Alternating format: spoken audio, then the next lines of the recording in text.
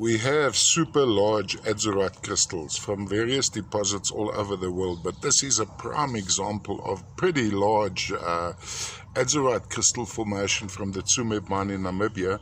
Now, first of all, with this side up, we're going to go around, have a look at the reflections to get an idea of the angles. Of course, an intense dark blue. So if you have a light shining onto this, it'll actually have this almost a blue halo running across. Now we're going to look at the terminations on top. That one's terminated, going across like that. Termination there.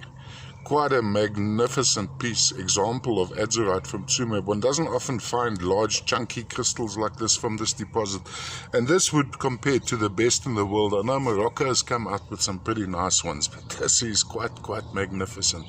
Now let's turn it over this way. So we've had a look at the other side. Now let's look at this side, just like that.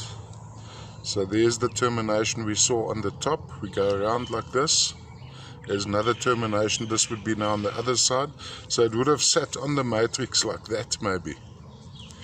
All the way from the Tsumeb mine, Namibia. Look at this rich blue. Adzurite, of course, part of the name to do with azure blue. And there you can actually see some gem sections where we have slight overexposure.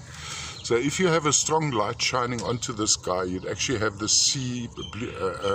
see-through blue halo going across it. Quite a lovely piece. Size-wise, we're looking at edge to edge here, we're looking in excess of 2 inches. So it's a pretty large specimen. Fine example of adzurite from Tsumeb. Well, with specimens, it's always like this, never to be repeated.